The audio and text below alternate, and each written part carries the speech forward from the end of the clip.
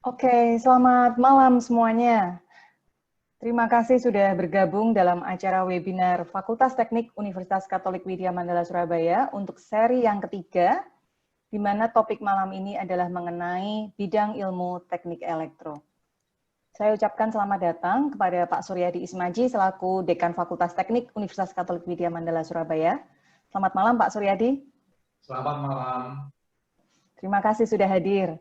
Oke, selanjutnya saya akan menyapa dulu para narasumber kita pada malam hari ini. Ada Pak Albert Gunadi.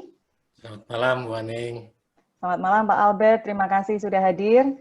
Juga kepada Pak Hartono Pranjoto. Pak Hartono, selamat malam.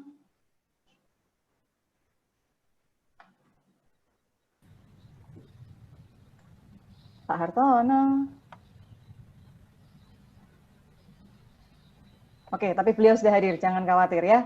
Lalu narasumber kita yang... Halo, Bu Aning. Nggak apa-apa, Pak. Terima kasih. Oke, terima kasih Pak Hartono. Ini sekalian ngetes audio. Iya, apa kamera saya ini kelihatannya ya, nggak on ya ini, nggak bisa lihat wajah saya ya. Untuk saat ini belum Pak, sebentar. Apakah mungkin karena kamera kedua saya ini yang bermasalah? Oke, saya akan kamera saya ini kelihatannya kok rada akad ini kameranya. Sebentar lagi pasti on wajah saya. Baik Pak, terima kasih. Ya, terima kasih. Oke, selanjutnya narasumber kita yang ketiga pada malam hari ini adalah Ibu Lani Agustin. Selamat malam Ibu Lani, terima kasih sudah hadir. Selamat malam Bu Aning, terima kasih. Oke, nah untuk teman-teman semua dan hadirin yang sudah bergabung di sini. Kameranya gimana? Bentar, langsung. Ini bukan mana itu zoom-nya.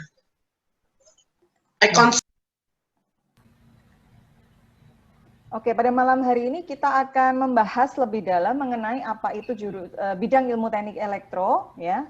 Karena sesuai tema Explore the Invincible. Apa ini yang membuat teknik elektro ini invincible gitu ya? Nah, tanpa memperpanjang waktu lagi, kita awali acara pada malam hari ini dengan sambutan dari Dekan Fakultas Teknik Universitas Katolik Widya Mandala Surabaya. Kepada Pak Suryadi, waktu saya persilakan. Oke, terima kasih Bu Aning atas kesempatan yang diberikan kepada saya untuk membuka webinar kali ini. Ya, jadi webinar kali ini memang diadakan untuk lebih memperkenalkan teknik elektro ya, karena ada kecenderungan di masyarakat, ini terutama siswa-siswa SMA, kemudian juga orang tua yang berpikir teknik elektro itu seperti teknik solder ya, jadi solder menyolder, kemudian betulkan TV, ya, kemudian radio, ya. Ini yang saya tangkap. Ya. Bahkan beberapa waktu yang lalu pada saat saya naik Grab juga supirnya itu ternyata juga merupakan orang tua dan juga dia berpikiran hal yang sama ya. Jadi pada kesempatan kali ini ya nanti Pak Albert Gunadi, kemudian Pak Hartono Pranjoto, ya ini akan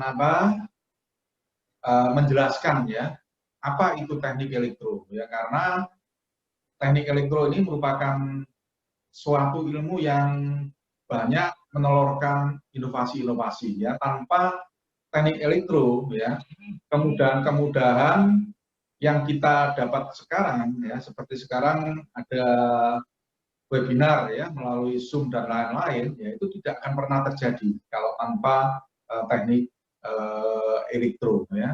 Tapi dengan adanya teknik elektro ini semua hal ya itu akan bisa menjadi mungkin ya, semua hal advance teknologi dan lain-lain itu menjadi sangat sangat mudah ya. Dan kalau dikatakan ya teknik elektro ini merupakan teknik yang tidak mungkin mati ya dengan adanya revolusi industri 4.0 ya. Jadi tanpa berpanjang waktu ya nanti Bapak Ibu saudara-saudara ya bisa mendengarkan paparan daripada Pak Albert ya dan Pak Hartono serta Bu Lani ya mengenai apa itu teknik elektro dan ke depan bagaimana sumber teknik elektro untuk manusia. Selamat mengikuti webinar dan selamat malam. Terima kasih. Oke, terima kasih Pak Suryadi. Nah, tadi Pak Suryadi sudah menyebutkan beberapa hal ya. Apakah benar teknik elektro itu isinya hanya solder-menyolder aja? Ataukah ada yang juga bilang teknik elektro itu sama dengan teknik listrik, atau teknik komputer, atau teknik informatika? Nah, sebenarnya apa itu ya, bidang ilmu teknik elektro itu? Nah, malam hari ini kita akan mengupas tuntas tentang hal tersebut, jadi jangan khawatir, kita punya waktu 1 jam ke depan untuk membahas itu secara lebih detail. Nah, untuk pertama saya akan mengingatkan dulu kepada teman-teman yang telah hadir di webinar Zoom pada malam hari ini. Silakan mengisi daftar hadir yang sudah tersedia di kolom chat. Ya. Lalu yang kedua, untuk tanya jawab, jika Bapak, Ibu, Kakak, Adik, teman-teman semua ada pertanyaan, bisa mengisi terlebih dahulu di kolom chat, atau nanti disimpan dulu pertanyaannya, kita akan ada sesi tanya jawab di bagian paling terakhir, gitu ya. Nah, oke, untuk mempersingkat waktu, kita akan mulai nih ya, bertanya kepada salah satu narasumber kita, yaitu Pak Albert Gunadi. Ya, beliau akan menjelaskan mengenai peran seorang sarjana teknik elektro itu di kehidupan seperti apa aja. Ya, beliau merupakan Ketua Jurusan Teknik Elektro Universitas Katolik Widya Mandala Surabaya untuk periode 2017 sampai 2021. Oke, kepada Pak Albert, waktu dan tempat saya persilakan. Ya, terima kasih Bu Aning. Mungkin nanti waktu saya menjelaskan, kebetulan saya lihat ada beberapa alumni yang jauh, ini ada yang dari Riau, ada Nando terakhir dari Kupang ya, banyak yang jauh. Nah, yang bekerja di bidang keteknikan mungkin bisa, kalau saya sambil presentasi bisa bertanya atau sharing pengalaman dia di bidang teknik elektro di tempat kerjanya di yang jauh-jauh di sana. Mungkin kita mulai, kenapa teknik elektro itu penting. Bisa mungkin slide. Nah, saya cuma menggambarkan gini, teknik elektro itu ada di semua bidang kehidupan kita. Jadi kalau kita bagi, itu ada 6, yaitu elektronika, kontrol, telekomunikasi, komputer, biomedika, dan konversi energi listrik. Tetapi terakhir, yang tahun-tahun terakhir ini, karena jumlah penduduk yang sudah tua di dunia itu bertambah banyak, itu muncul lagi satu bidang yang disebut elderly teknologi. Kebetulan nanti Bulani di topiknya akan membawakan mengenai elderly teknologi. Ini yang sekarang lagi rame. Nah, kita masuk dulu ke 6 bidang ini. Coba kita berpikir, dari kita bangun tidur, mandi, makan, berangkat kerja atau berangkat kuliah, di tempat kerja, pulang, santai sebelum tidur, sekarang tidak ada yang lepas dari teknik elektro. Jadi semuanya ada teknik elektronya. Nah, bahkan terakhir-terakhir ini, pembagian 6 bidang ini sudah tidak utuh lagi. Mereka saling merger, saling berhubungan. Saya beri contoh ya, seperti HP yang kita pasti punya ya, mungkin satu orang bisa punya 1, bahkan 2, bahkan 3. Handphone itu terdiri dari bidang elektronika dan telekomunikasi. Juga ada komputernya. Jadi mereka bergabung menjadi handphone. Jadi sebenarnya ilmu elektro yang seutuhnya itu sudah di aplikasi sudah nggak ada. Tetapi untuk menciptakan itu semua, di teknik elektro kita harus belajar 6 bidang ini, yaitu elektronika, Contohnya kayak catu daya ya, power supply, kontrol itu untuk otomasi pabrik, seperti kalau di konveyor berjalan, telekomunikasi itu ada kayak televisi, satelit, HP, komputer. Nah ini yang menjadi rame. Banyak orang bertanya, tuh saya ingin masuk informatika. Nah, padahal komputer itu kalau di teknik elektro terbagi dua, yaitu ada teknik komputer dan ada teknik informatika. Jadi belajar teknik elektro pasti belajar juga mengenai teknik informatika dan teknik komputer, walaupun tidak sedalam jurusan yang betul-betul di teknik informatika. Nah, kemudian ada elektronika kedokteran, ada yang lagi rame juga sekarang mengenai konversi energi listrik ya. Jadi mengenai renewable energy. Sekarang Indonesia sudah memasuki mobil listrik. Kalau dibilang mobil listrik di dunia, itu yang menggunakan sistem charging pakai listrik, itu sudah kuno ya. Jadi di dunia itu sekarang sudah mengembangkan mobil listrik pakai gas hidrogen, atau yang disebut dengan solar cell, bukan solar cell, apa namanya? Agak lupa saya itu. Tapi ya itu mobil listriknya diisi gas hidrogen, dengan alat itu, gas hidrogen itu, alat itu akan menghasilkan positif dan negatif, fuel cell namanya. Dengan alat fuel cell itu, gas hidrogen dirubah jadi tegangan positif dan negatif, kemudian untuk mengecas aki. Nah, aki yang sudah dicas itu untuk menghidupkan mobil listrik atau sepeda motor listrik. Mereka sudah sekarang mengarah ke sana. Nah, menjadi pertanyaan ini menjadi momok juga untuk anak SMA. Saya nggak tahu ada anak SMA nggak yang bergabung di sini. Artinya belajar elektro itu berat, cukup berat. Kalau dilihat dari area yang dipelajari, itu memang kita belajar pada semua sisi ya, pada semua bidang. Belum aplikasinya. Memang kalau dikatakan ringan, tidak ringan ya. Dikatakan berat pun, kalau kita belajar dengan disiplin, saya pikir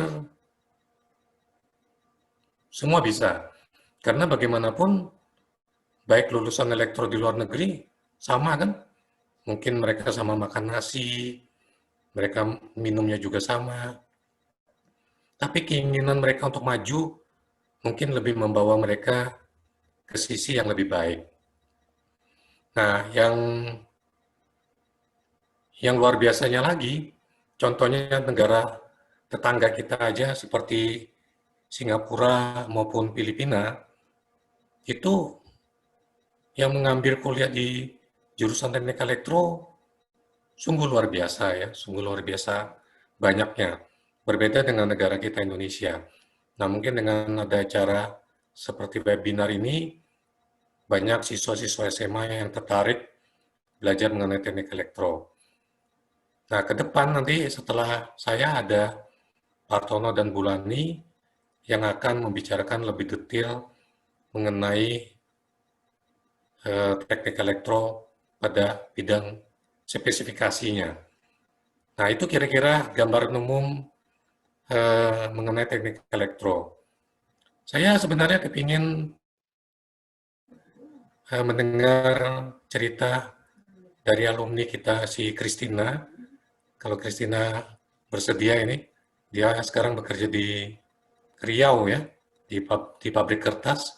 Mungkin manfaat belajar teknik elektro di sana seperti apa? Mungkin Christina bisa memberikan gambaran sebagai seorang sarjana elektro nih. Gimana Christina? Iya Pak. Halo? Bisa memberi sharing? Halo, bisa memberi sharing mengenai ilmu elektro itu apakah berguna di tempat kerja Anda? Oh, aduh. Saya sendiri, maaf Pak, tadi ya saat ini sayanya sendiri sedang di Lampung, pabrik salah satu dari Sinarmas Group, APP Sinarmas itu. Untuk posisinya sendiri, saya saat ini mungkin bukan di bidang elektronya, tapi kalau saya sedikit sharing tentang teknologi yang digunakan, itu kayak kita belajar PLC, kontrol-kontrol industri itu sangat-sangat dipakai di sini ya Pak. Sangat digunakan konversi energi, karena kita di sini juga kan untuk jalan penggerak mesin korrugator kita, itu kita pakai boiler, jadi ada konversi energi listriknya di situ. Jadi sangat berguna ya, Christina ya? Iya Pak, sangat-sangat berguna. Banyak, mungkin sayanya untuk sekarang itu tidak terjun langsung di bidang kelistrikannya, tapi apa yang saya pelajari di teknik elektro itu berkaitan dengan pekerjaan saya sekarang itu sangat membantu sih Pak. Oke, terima kasih nih Christina, baru lulus tahun ya dari teknik elektro, berasal dari Kalimantan tapi berani ditugaskan sampai Sumatera.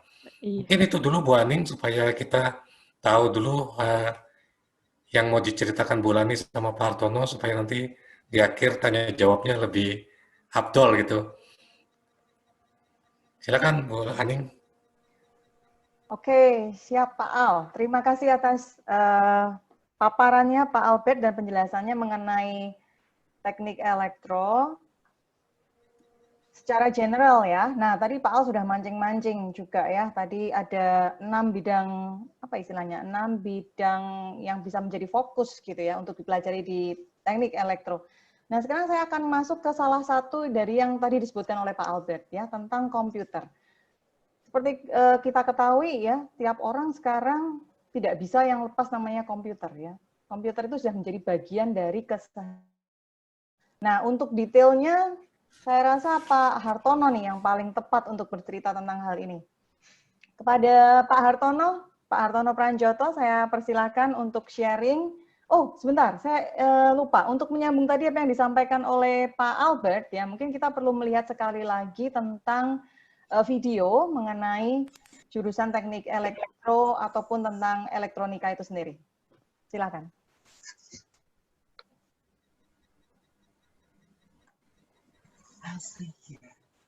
We live in an electronic world. Electronics regulates our heat and light, monitors our health, maps our travel, plays our music, keeps our transport moving, links us to family and friends across the world via the internet. Without electronics, our world would grind to a halt.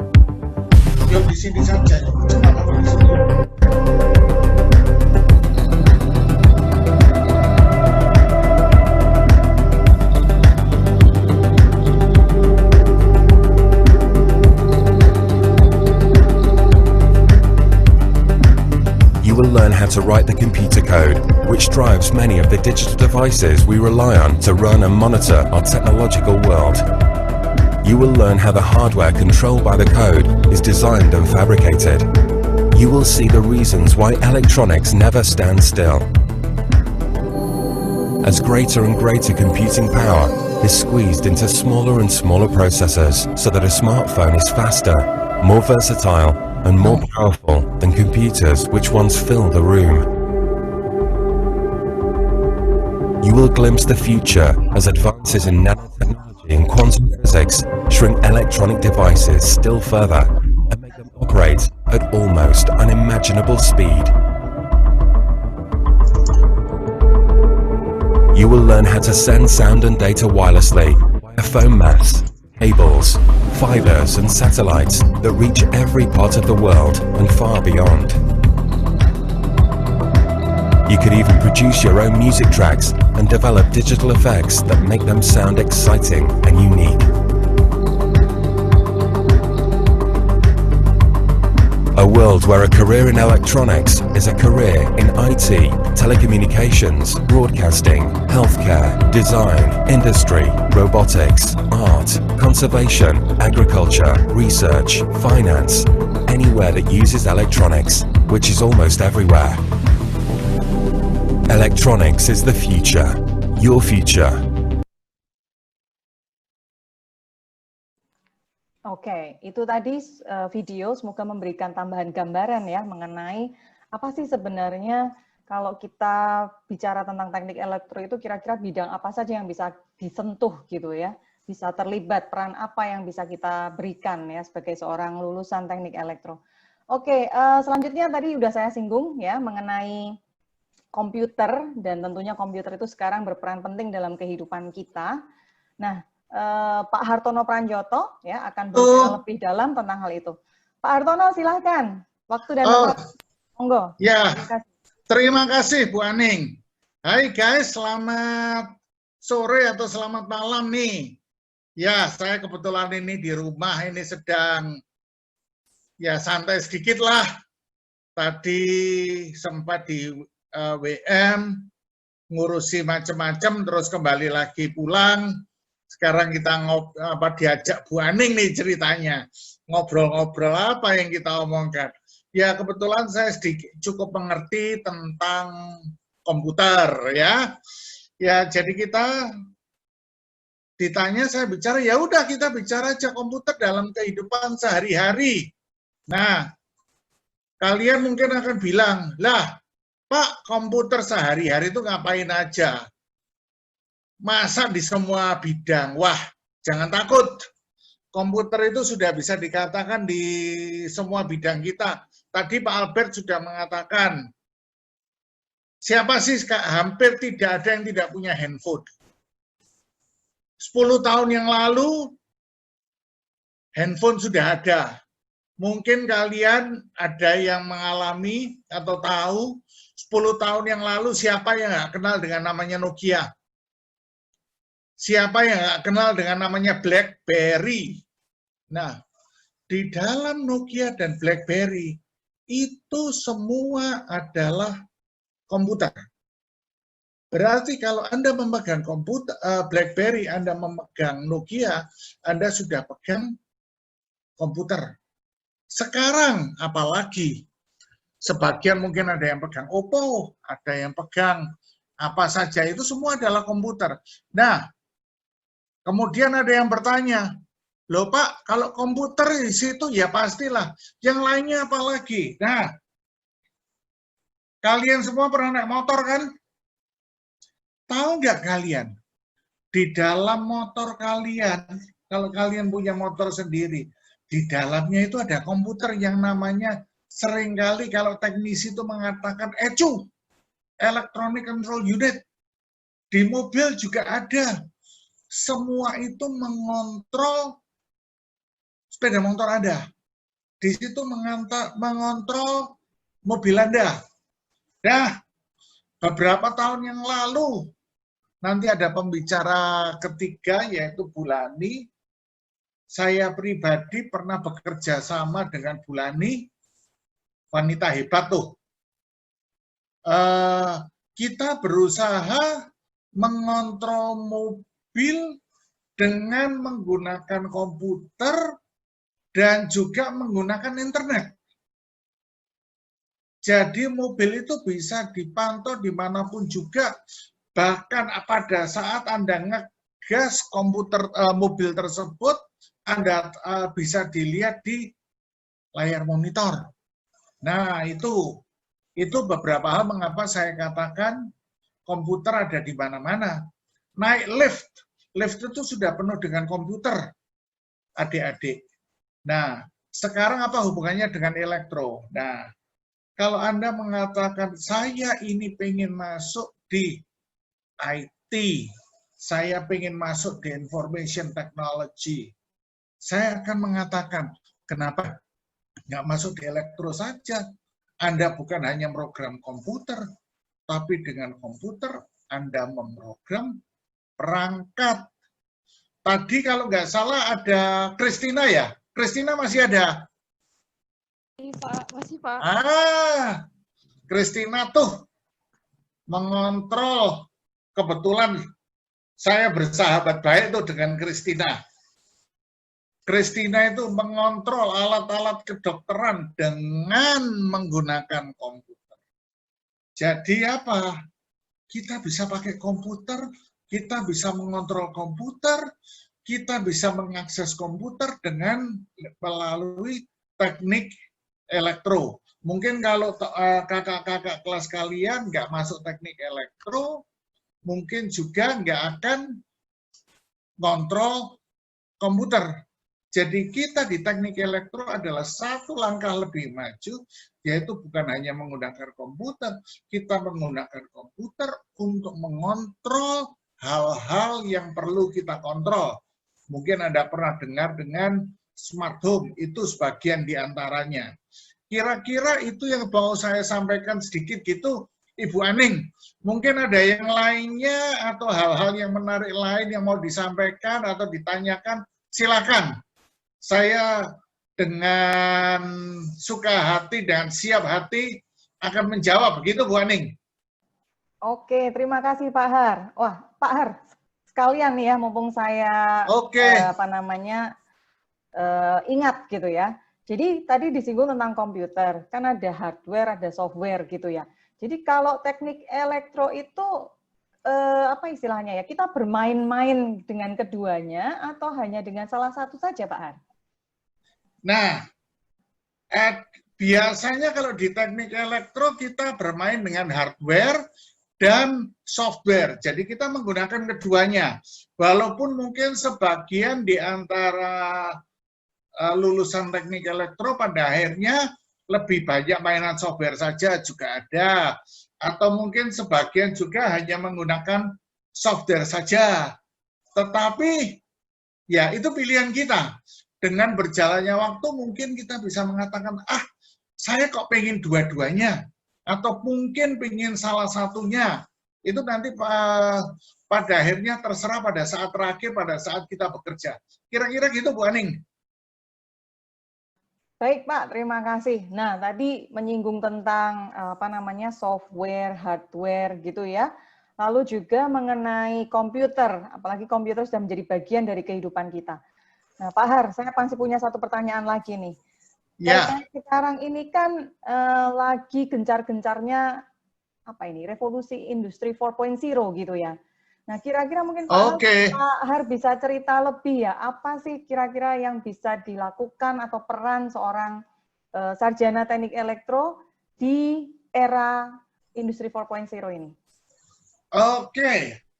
Pada prinsipnya industri 4.0 adalah bukan hanya industri saja menciptakan atau mengontrol atau menggunakan perangkat secara jarak dekat, tetapi bisa menggunakan perangkat tersebut secara jarak jauh.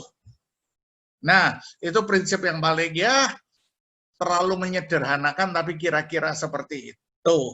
Nah, sekarang saya nggak mau ngomong tentang diri saya sendiri. Kebetulan Bu Aning cerita itu kebetulan di sini.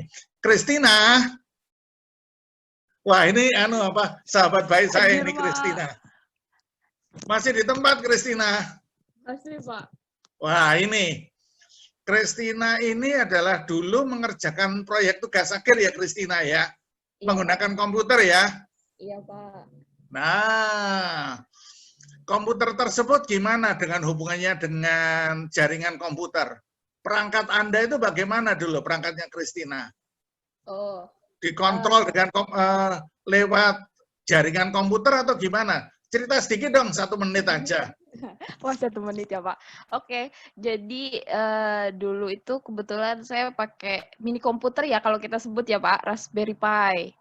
Iya, jadi saya ngontrolnya itu menggunakan Raspberry Pi-nya ya, yang dikontrol itu kebetulan kemarin adalah Infus. Kita bikin mainan ya Pak. Betul. Kita bikin mainan itu kebetulan adalah pendeteksi cairan infus gitu, supaya kita tahu kapan cairan infusnya habis, dan kita juga bisa membantu perawatnya untuk mengetahui. Jadi si pasien ini bisa aman ya, bisa kita sebut kita aman supaya dari si cairan infusnya yang mungkin habis, kan kita tahu bahaya-bahayanya sendiri. Nggak usah dibahas ya bagian bahayanya. Oke. Oke. Ya, jadi waktu itu kita pakai Raspberry Pi, kita kontrol sensornya, kemudian kita juga bikin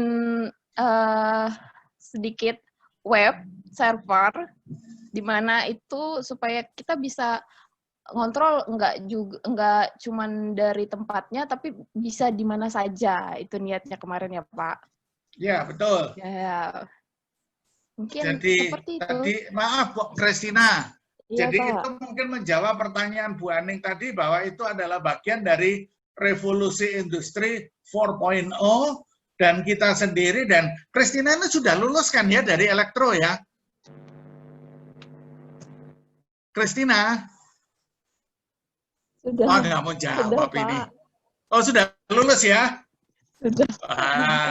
Jadi Kristina ini adalah bagian dari lulusan teknik elektro yang tadi Bu Aning yang sudah mengimplementasikan revolusi industri 4.0.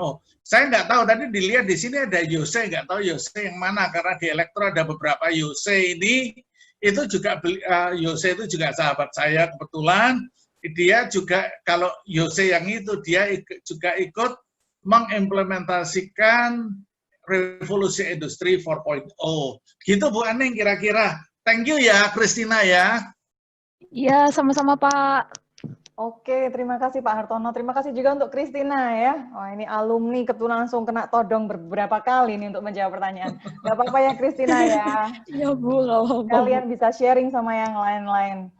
Oke, saya akan lanjut lagi. Tadi menarik sekali ya, sempat disampaikan oleh Kristina bahwa apa yang dikerjakan di tugas akhirnya terkait dengan infus gitu ya.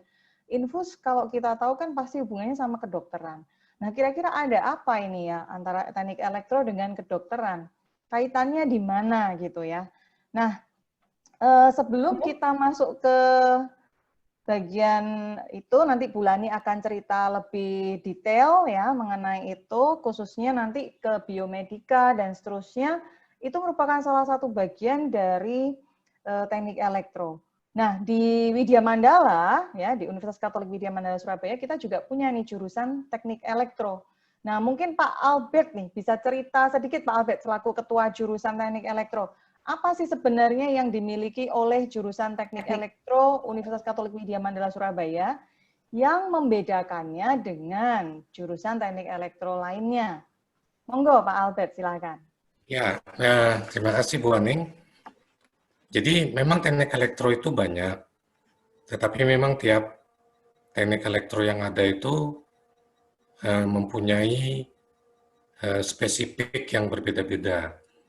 Kalau di teknik elektro Widya Mandala, itu yang pertama kita mempertahankan dari segi kualitas. Jadi boleh dibilang lulusan teknik elektro Widya Mandala itu kualitasnya tidak diragukan. Yang kedua itu adalah kita terbuka. Jadi maksudnya seperti ada kegiatan atau ilmu baru seperti revolusi industri 4.0 yang core-nya itu adalah Internet of Things atau IoT. Kita juga sudah mengajarkan ke mahasiswa-mahasiswa kita supaya nanti kalau dia bekerja di luar, dia tidak kaget bahwa kita terbuka terhadap perubahan. Dan yang ketiga itu adalah mengenai solidaritas. Nah, ini yang sangat kental di jurusan teknik elektro. Jadi antar mahasiswanya itu tidak mengenal, oh kamu suku mana, kamu agama apa, kamu hitam, kamu putih, semua enggak. Semua dirangkul, semua bersama-sama menyelesaikan tugas yang berat dari dosen-dosen, sehingga mereka lulus ya boleh dibilang sebagian besar lulus dengan rasa bangga ya. Mungkin ada 1-2 yang kecewa, itu pasti, tapi 98% itu mereka bangga. Nah, itu kekuatan kita, yaitu pertama kita unggul, kita terbuka, dan kita mempunyai solidaritas. Gitu, Bu Aning. Oke, terima kasih Pak Albert. Nah, ini kalau saya lihat di slide yang tadi ditampilkan ya Pak Albert, itu ada subdisiplin gitu ya, untuk di jurusan Teknik Elektro UKWMS sendiri. Mungkin Pak Albert bisa cerita lebih detail terkait hal itu, Pak. Nah ya, kita saat ini berkembang, jadi di antara banyak aplikasi yang beredar, akhirnya kita lebih memfokuskan ke subdisiplin, yaitu telekomunikasi multimedia, ya seperti yang tadi yang dibicarakan mengenai digital imaging, internet of things, kemudian ada biomedical engineering, itu elektronika khusus dalam bidang kedokteran, kemudian ada automation teknologi, dan robotik biasanya dipakai di industri-industri, dan ada renewable energy ya, ada solar cell, wind turbine, mikrohidro. Nah, yang kita tidak ada mengenai fuel cell ya, tapi mengenai solar cell, wind turbine, dan mikrohidro itu ada. Dan yang terakhir itu sebenarnya kurang, ada satu lagi yaitu mengenai elderly teknologi. Jadi beberapa teman, beberapa rekan dosen kayak Bulani, Pak Hartono, Bu Diana sudah mengembangkan ke elderly teknologi. Itu Bu Aning. Baik, terima kasih atas penjelasannya Pak Albert. Oke, nanti kita keep ya elderly teknologi ini apa. Nanti kita akan kupas tuntas dengan narasumber kita yang ketiga itu Bulani. Tetapi sebelum itu, tadi Pak Albert sempat menyinggung ya bahwa sebelum elderly teknologi itu ada renewable energy. Ya, mungkin kita perlu melihat ini ya satu tayangan. Apa sih kaitannya teknik elektro, khususnya teknik elektro Widya Mandala, apa yang sudah dilakukan, perannya apa di bidang energi terbarukan. Mari kita simak bersama.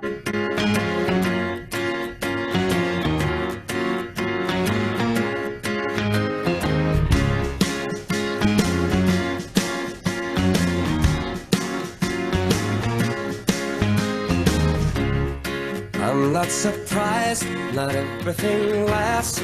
I've broken my heart so many times I stopped keeping track. Talk myself in, I talk myself out. I get all worked up, then I let myself down. I tried so very hard not to lose it. I came up with a million excuses. I thought of every possibility. And I know someday that it'll all turn out. You'll make me work so we can work it out. And I promise you, kid, that I'll get so much more than I get. I just haven't met you yet.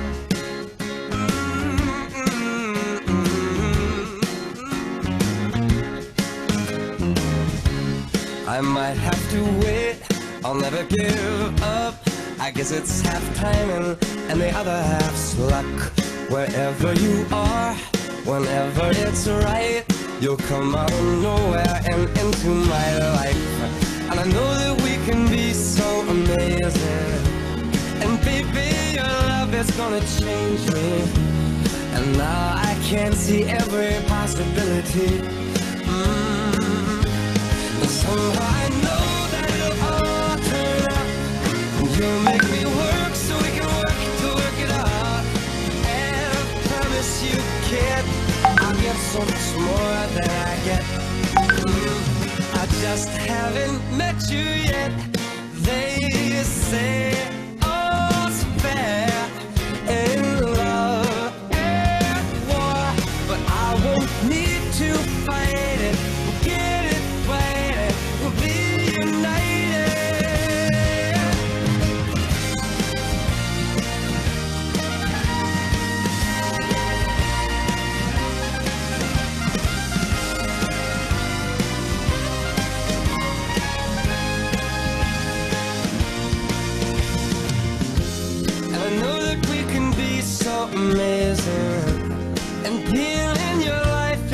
gonna change me. And now I can see every single possibility. And someday I know. Oke, semoga tadi menjawab pertanyaan ya. Kira-kira keterkaitannya apa sih antara teknik elektro dengan energi terbarukan. Jadi dosen dan mahasiswa jurusan teknik elektro itu ya di UKWMS sudah mengaplikasikan ya bidang ilmunya tentunya di bidang energi terbarukan dengan memberikan air gitu ya, memberikan air, membuat jadi possible di daerah yang tandus menjadi sampai punya kolam renang gitu yang bisa jadi tadi Bukit CIP gitu ya. Nah, nanti mungkin kalau kita ada waktu lebih kita bisa diskusi lebih lanjut dengan pakarnya ini. Tadi saya lihat di partisipan ada Pak Andrew ya, Pak Andrew Juwono. Itu yang tim tanknya, ketua tim tanknya untuk hal ini. Tapi sebelum itu ini ada yang raise hand ya tadi Saudara Widi Irianto. Betul ya? Monggo Saudara Widi kalau ada pertanyaan silahkan.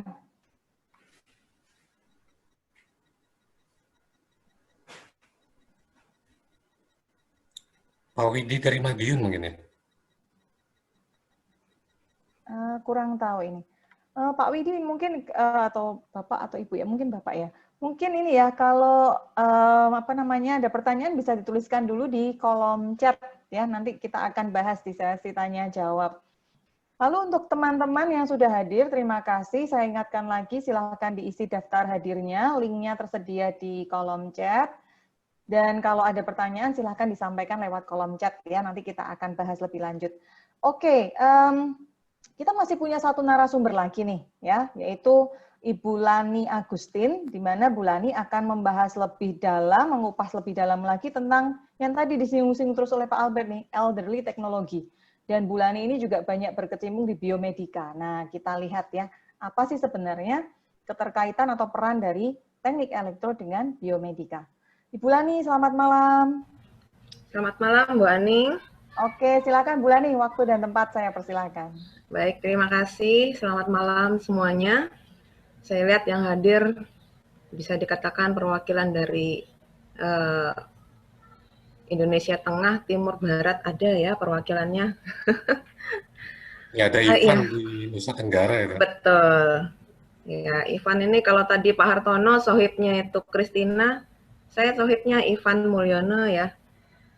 Kebetulan juga Ivan bidang topik skripsinya yang lalu adalah biomedik. Saya bangga sekali bahwa bidang biomedik itu makin diminati oleh mahasiswa. Artinya masyarakat makin terbuka matanya bahwa yang namanya bidang, kalau biomedik kan baunya agak ke dokter begitu ya, bahwa itu tidak sebatas dunianya dokter ya. Nah, malam ini saya ingin membawa, mungkin bisa sambil ditampilkan ya. Tadi Bu Aning, Pak Albert sudah menyebut-nyebut tentang bidang biomedika ya. Kalau diambil kepanjangannya biomedika, jadi ada bio kehidupan, medis untuk kesehatannya. Ya kalau kita bicara kesehatan, apakah berarti yang dibahas itu adalah alat-alat yang berat-berat seperti yang kita ketahui di rumah sakit saja? Tidak. Malam ini saya ingin mengambil contoh yang justru seperti yang digambarkan oleh Pak Albert di awal ya, bahwa elektro itu sudah sangat dekat dengan kita.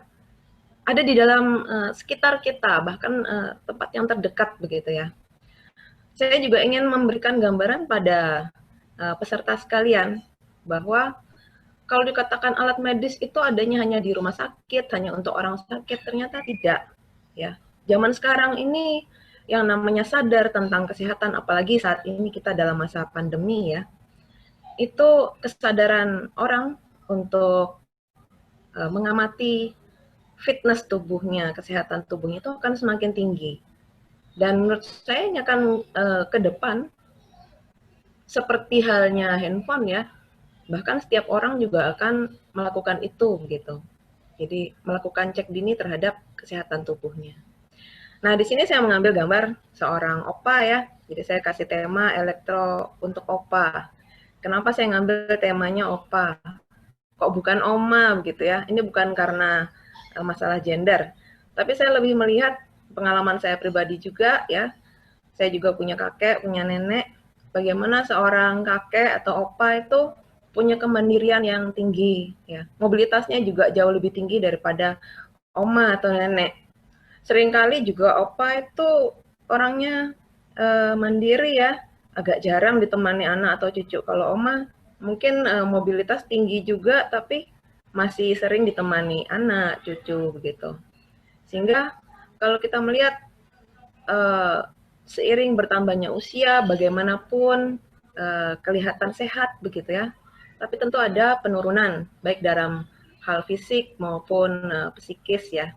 Contoh yang paling sederhana, mungkin jadi lebih mudah lupa, kemudian pendengaran berkurang, penglihatan berkurang. Itu 3 hal yang paling sering dialami seiring pertambahan usia. Nah, kalau kita melihat dengan adanya perkembangan teknologi yang begitu pesat, ya, sangat dimungkinkan bahwa kehidupan kita sehari-hari itu akan sangat terbantu dengan adanya teknologi tersebut. Nah, di sini saya mengambil 4 contoh parameter yang perlu diperhatikan yang membuat opa, oma itu merasa hidupnya sejahtera, nyaman ya. Di sini kita bisa lihat bahwa mereka itu butuh mobilitas. Kemudian juga kalau mereka mobile berarti butuh transportasi juga. Kemudian tidak menutup kemungkinan bahwa lebih dari 50% ya, bahwa orang yang sudah berusia di atas 65 tahun itu pasti harus istilahnya mengkonsumsi obat. Misalnya di Indonesia yang paling sering kita dengar setidaknya adalah untuk darah tinggi dan diabetes ya. Itu mereka harus mengkonsumsi obat secara rutin. Kemudian hal lainnya kita harus melihat bahwa bagaimanapun orang juga butuh hiburan. Demikian juga opa dan oma ya. Dan yang nanti terakhir kita bahas adalah perawatan personal. Nah ini yang ingin saya bahas banyak. Ya. Kalau kita bicara mobilitas, contoh saja bahwa seiring pertambahan usia, opa dan oma mungkin membutuhkan tongkat ya. Memang sampai saat ini kita lihat tongkat ya, kalau tidak stainless, kayu begitu ya. Namun kalau kita lihat tadi yang dijelaskan Pak Hartono, yang namanya komputer itu makin lama makin kecil.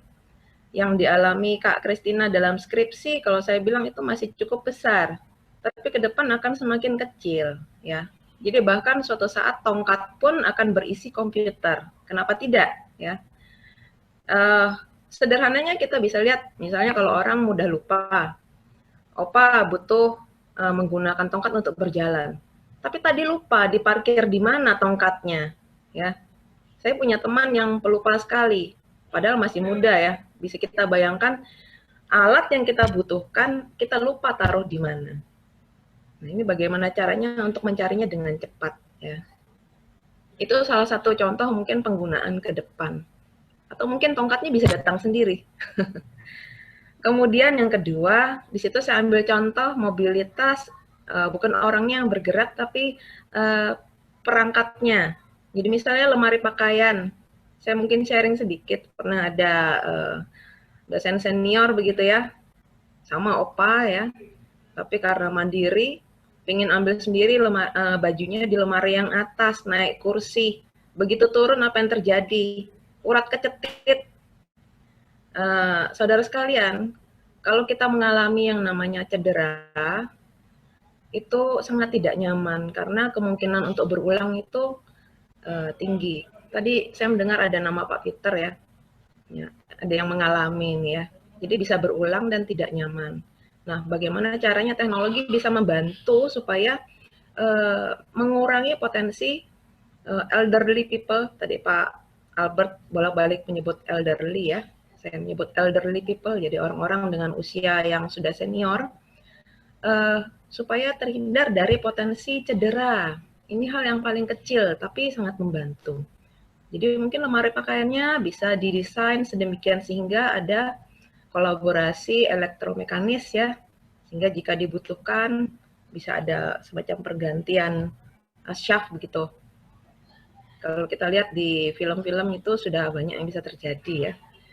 Kemudian yang berikutnya ada alat transportasi.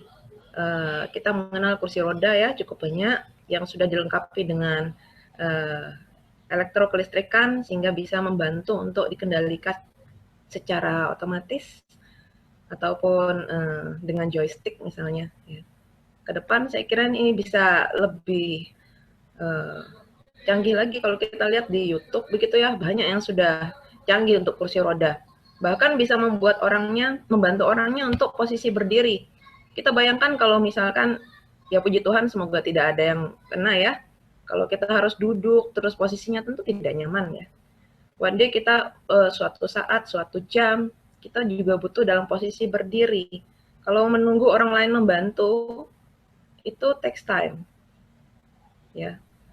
Suatu saat kalau kita sudah berada di usia senior, kita juga akan merasakan bagaimana nyamannya bisa mandiri. Kemudian mobil, ini mungkin banyak yang nonton juga ya, Black Panther misalnya, 2-3 tahun yang lalu, bahwa mobil itu sudah diciptakan autonomous, jadi bisa jalan otomatis. Sekarang pun sebenarnya sudah ada, namun belum umum ya di jalan. Nah, kita bayangkan kalau opa itu kemandiriannya super tinggi, itu pasti kepinginnya nyetir sendiri ya. Namun kita bisa bayangkan pada usia lanjut, itu bisa terjadi kadang tiba-tiba pusing, bisa juga karena gangguan penglihatan, silau, dan sebagainya. Nah, hal-hal seperti ini bisa memicu terjadinya kecelakaan. Sehingga sebenarnya kalau dikatakan apakah mobil itu urusannya orang mekanik saja, tidak. Sekarang elektro sangat berperan di sana. Karena mobil-mobil yang smart itu dilengkapi dengan sensor-sensor. Itu adalah ranahnya teknik elektro. Ya. Jadi bagaimana caranya supaya saat ini dipikirkan bisa mendeteksi emosi pengemudinya, kemudian kondisi mental maupun fisiknya, itu bisa menjadi deteksi awal yang katakanlah membantu untuk mengontrol mobil itu untuk menghindari potensi kecelakaan. Itu sudah banyak penelitian yang ke sana. Ya. Selanjutnya untuk pengobatan, saya ambil di sini contoh yang paling sederhana saja. Kalau sudah orang harus mengkonsumsi obat secara rutin, sementara mungkin kemampuan daya ingat sudah mulai berkurang, kalau misalnya minum obatnya bolong-bolong, mungkin ya efektivitas pengobatannya turun. Namun lebih berbahaya kalau dia lupa bahwa tadi sudah minum, ingatnya belum minum, sehingga diminum 2 kali. Tentu sangat berbahaya. Ya. Sehingga ada alumni juga yang sudah mencoba penelitian untuk membuat kotak obat yang smart. Ya. Yang ditujukan untuk misalnya dibawa maupun untuk desktop. Itu contoh pengembangan sederhana lainnya. Yang berikutnya misalnya alat bantu pendengaran. Ya, ini ibu mertua saya juga pakai sampai saat ini walaupun harganya mahal, tapi ternyata efektivitas kerjanya juga belum senyaman seharusnya.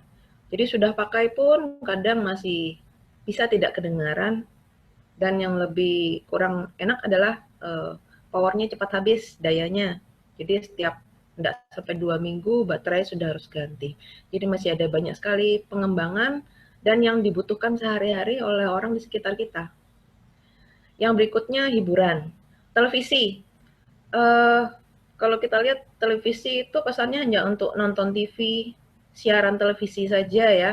Kalau sekarang fungsinya sudah berubah.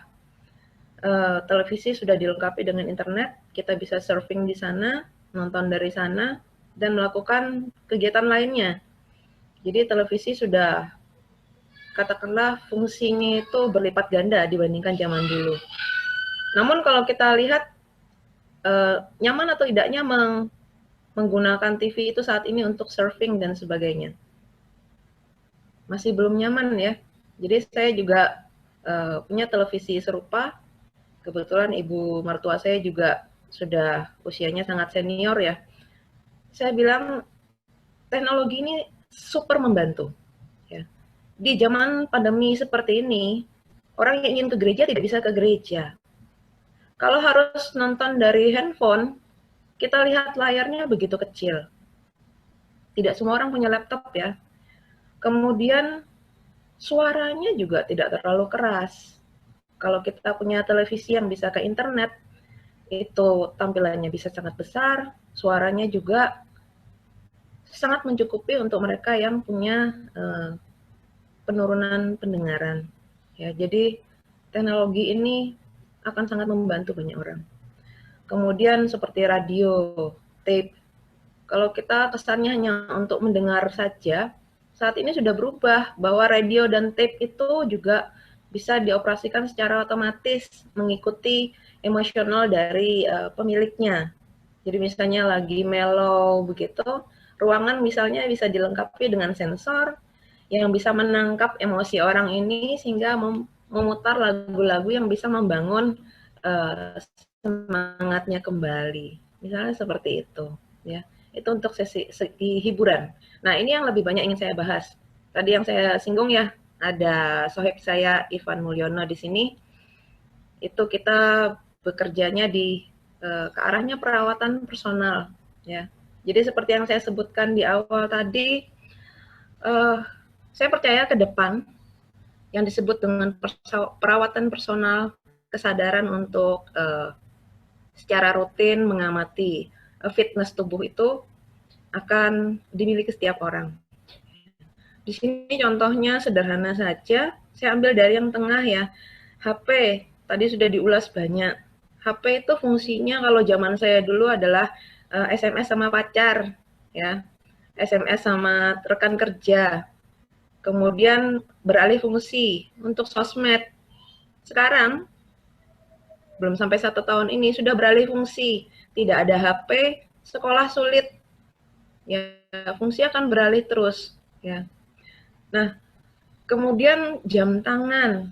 Jam tangan itu bukan cuma untuk menunjukkan waktu. Ya, sekarang sudah ada namanya smartwatch.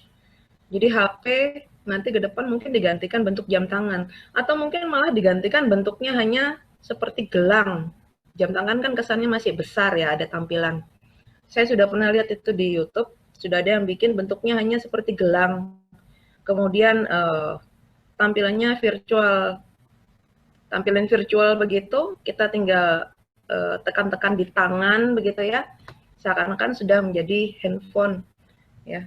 Jadi banyak sekali pengembangan ke depan yang bisa dilakukan untuk membantu banyak orang.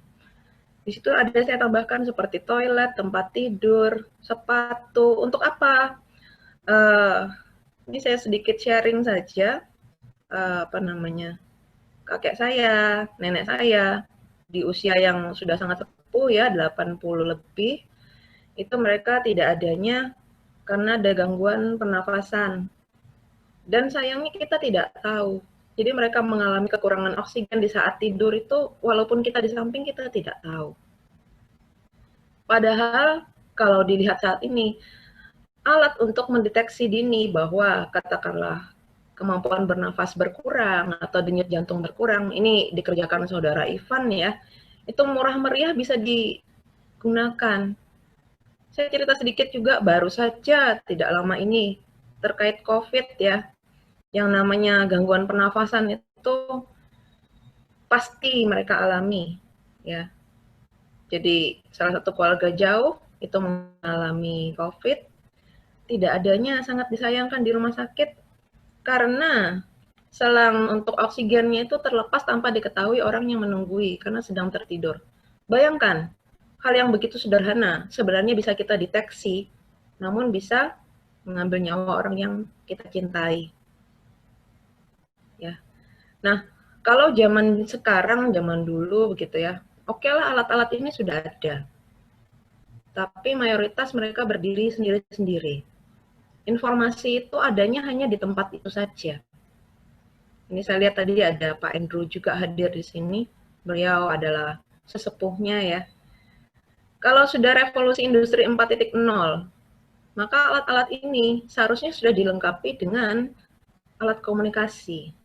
Sehingga kita punya sekian jenis alat di rumah itu, parameter-parameter yang penting dianalisa ya untuk mendapatkan suatu kesimpulan baru, saya menyebutnya early detection atau deteksi dini, itu akan sangat membantu untuk mengurangi potensi bahaya ataupun tadi sampai kepada penyebab kematian. Ya, contohnya untuk kasus elderly people ya, orang dengan usia lanjut. Nah, sehingga di situ kalau di slide saya tulis paling atas adalah adanya komunikasi. Jadi mau dekat, mau jauh, intinya saat ini dengan perkembangan teknologi yang demikian cepat, dengan berbagai kebutuhan yang meningkat, tidak lepas dari perkembangan teknologi komunikasi, ya, telekomunikasi dalam hal ini. Sehingga informasi yang didapat dari satu alat dan alat lain itu menjadi lebih bermanfaat lagi. Ya. Ke depan kalau kita lihat banyak di media massa begitu ya bicara big data ya. Jadi data-data tersebut bisa saja one day akan terkumpul di suatu cloud ya, di mana akan ada sekumpulan orang expert yang akan mempelajari tentang tren. Nah, itu akan sangat membantu untuk mengatasi masalah-masalah yang saat ini kesannya tidak teratasi karena memang tidak diketahui trennya, bagaimana kemudian metode terbaik untuk mengatasinya. Ya. Jadi di sini saya ingin menyampaikan dengan perkembangan ini, harapan kita adalah tidak ada lagi berita opa yang hilang karena lupa jalan pulang, apalagi opa dan oma yang harus pergi meninggalkan kita karena ketidaktahuan kita bahwa mereka sedang mengalami serangan di malam itu. Saya kira sekian Ibu Ani yang bisa saya sampaikan. Terima kasih. Wah, terima kasih Bu Lani, mantap sekali nih ya. Jelas sekali peran apa saja yang bisa dilakukan oleh teknik elektro ya, terutama seorang lulusan teknik elektro. Dan tentunya tadi Bu Lani udah menunjukkan ya, potensi-potensi pengembangannya ada di mana saja ya, yang masih menjadi PR untuk di masa depan. Nah ini semoga rekan-rekan mahasiswa kalau ada di sini, nah ya jadi PR nih, siapa tahu bisa jadi bahan skripsinya nanti ya. Oke, waktu sudah menunjukkan pukul 8:04. Oke, kita molor sedikit nggak apa-apa ya. Saya persilahkan jika ada yang bertanya, mungkin 1 atau 2 orang silahkan. Mungkin ada dari mahasiswa atau alumni atau dari kalangan umum, silahkan. Kalau ada pertanyaan, kebetulan kita punya 3 narasumber hebat nih di sini. Ada Pak Albert, ada Pak Hartono, dan juga ada Bu Lani. Oke, saya persilahkan kalau ada yang mau bertanya. Atau Ipan kan kerjanya di pembangkit tuh. Mungkin bisa sharing mengenai hubungan elektro dengan pembangkit, Bu Aning, gimana? Oke, boleh Ivan. Oke Ivan, singkat saja silakan share nih ke semua peserta webinar malam ini ya. Kira-kira pengalaman apa yang Ivan dapat selama ini, terutama di hubungannya dengan dunia kerja yang sekarang Ivan geluti. Silakan Ivan. Oke, selamat malam semuanya. Selamat malam. Malam Ivan. Nah, ya saya di sini alumni Teknik Elektro angkatan tahun 2014.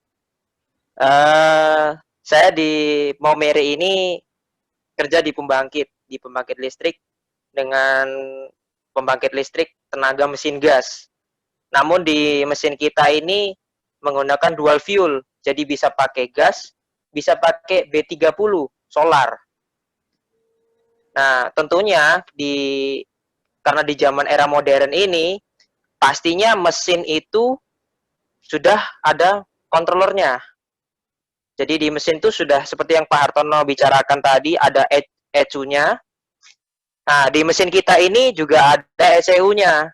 namun kita nyebutnya namanya SACOS 1, Safety Control System on Engine. Nah, itu fungsinya itu adalah untuk mengontrol engine, memonitoring parameter dari temperatur, dari pressure, semuanya dikontrol dan dimonitoring lewat SACOS. Nah, karena kita ini sudah industri 4.0, nah, ada yang namanya teknologi SCADA. Namun SCADA kita ini saat ini sudah terpantau sampai di Jerman. Jadi sistem kita ini sudah bisa dipantau sampai ke negara seberang. Sekian, terima kasih. Oke, terima kasih Ivan untuk sharingnya. Oke, mungkin ada alumni lagi yang bergerak di bidang yang sedikit berbeda mungkin. Tidak harus kelistrikan ya, tadi udah terjawab bahwa teknik elektro itu sekarang tidak semata-mata sama dengan gitu ya, teknik listrik, atau kalau bicara teknik elektro, teknik komputer gitu ya. Oke, mungkin ada yang mau sharing lagi untuk memperjelas gitu peran lulusan teknik elektro itu kalau di di dunia kerja kira-kira seperti apa. Silakan. Atau mungkin Pak Al ada nih calon alumni yang mungkin bisa dimintai sharingnya gitu. Ya mungkin Olip itu, Olip seorang lulusan perempuan juga tapi kerjanya bergerak pada bidangnya juga. Olip, silakan Olip mungkin bisa sharing sebentar mengenai pekerjaan di teknik elektro.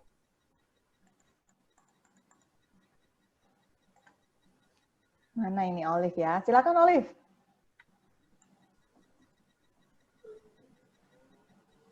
Mungkin sedang bermasalah Pak koneksinya ya. Oke, jadi teman-teman dan juga Bapak Ibu yang hadir di pada malam hari ini di webinar ini ya, saya harap bisa mendapatkan informasi yang cukup ya mengenai sebenarnya apa sih itu teknik elektro, apa aja yang dipelajari, lalu kira-kira ke depannya mau ngapain gitu ya, apa aja yang masih bisa dikembangkan terkait dengan ke teknik elektroan ini ya, bahwa sekali lagi tidak semata-mata hubungannya sama listrik atau tadi Pak Suryadi sempat menyebut solder menyorder aja gitu ya, tetapi sebenarnya jauh lebih luas dari itu. Tadi Pak Hartono sudah cerita ya kaitannya sama komputer itu seperti apa, di mana itu sekarang sudah merupakan bagian ya dari keseharian kita. Bulani juga sama, udah bercerita tentang kaitannya dengan biomedika dan apa sekiranya yang bisa disumbangkan gitu ya oleh seorang insinyur atau seorang sarjana teknik elektro untuk membantu keseharian misalnya OPA gitu ya, atau mungkin elderly people gitu ya. Oke, sebelum kita tutup acara webinar pada malam hari ini, ya, saya ingin bertanya ini kepada 3 narasumber. Mungkin yang pertama dulu kepada Pak Albert.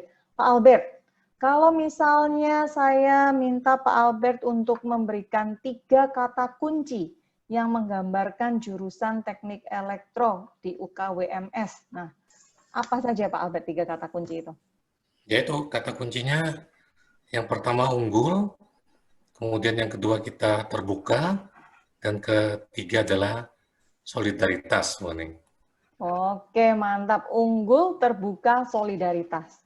Oke, diingat itu ya teman-teman ya, bahwa jurusan teknik elektro UKWMS, 3 kata kuncinya itu tadi, unggul, terbuka, dan solidaritas. Oke, sekarang saya akan bertanya ke 2 narasumber yang lainnya. Mungkin ke Pak Hartono dulu nih. Pak Hartono, tolong disebutkan 3 kata kunci yang menggambarkan bidang teknik elektro. Silakan. Wah, yang pasti teknik elektro adalah masa depan. Oke, masa depan. Apalagi Pak? Masuk teknik elektro nggak bisa salah, karena semua bagian pasti ada elektronya. Oke. Kemudian, ya, di bidang teknik elektro karena selalu mengikuti zaman, kita semua juga harus kerja keras ya. Jadi mungkin itu ya kerja keras ya kata Wah, bukan satu kata ini. Jadinya dua kata loh, Bu Aning. Nggak apa-apa, keywords itu boleh frase, Pak. Boleh. Oh, Jadi, boleh frase. dua kata boleh. Oke. Iya, keywords. Jadi Oke, mungkin Pak. dengan elektro kita juga harus kerja keras gitu kira-kira, Bu Aning. Oke, terima kasih Pak Hartono. Oke, last but not least nih, narasumber kita yang ketiga, Ibu Lani. Monggo Bu, ini apa suara dari sisi wanita gitu ya, gender nih, roda agak-agak gender ini. Oke, silakan Bu Lani. 3 kata kunci yang menggambarkan teknik elektro ya, apalagi ini kan Bu Lani teknik elektro tapi berkecimpung di dunia ke teknik elektroan tapi seorang wanita gitu ya. Ada feminismenya nggak mungkin nanti kesebut nih di kata kunci. Monggo silakan Bu Lani. Oke, kalau dari saya, satu peduli, tapi tadi sudah disebut Pak Albert sebenarnya. Peduli kenapa? Karena kita berangkat dari masalah-masalah kehidupan masyarakat untuk memecahkan masalah tersebut. Yang kedua adalah tepat guna, karena kita berangkat dari masalah, otomatis kita harus memikirkannya sesuai yang dibutuhkan oleh sasaran.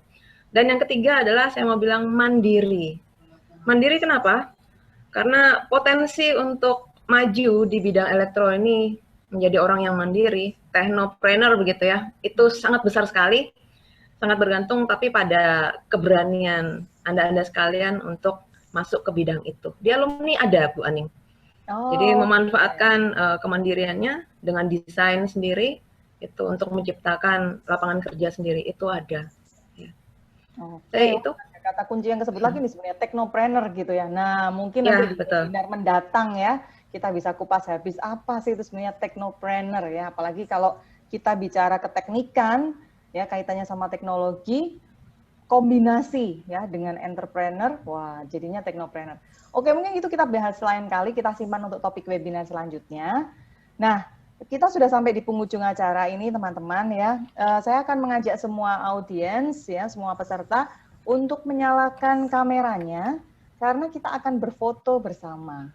Ya, kalau biasanya foto bersama maju ke depan panggung gitu ya, lalu foto, iya ini karena kita tatap maya ya, jadi kita tidak maya gitu ya. Oke, nanti Bu Maria yang di belakang panggung ini ya. Bu Maria ini akan membantu mengambilkan foto. Silakan Bu Maria. Tolong para peserta ya dinyalakan kameranya, videonya ya. Kita akan berfoto bersama, nanti akan ada aba-aba dari Bu Maria. Silakan. Oke, saya mulai dulu. Yang halaman pertama dulu, ya. Pasang senyum semua. 1, 2, 3. Oke, lanjut lagi ke halaman yang berikutnya. Pasang senyum semua. 1, 2, 3.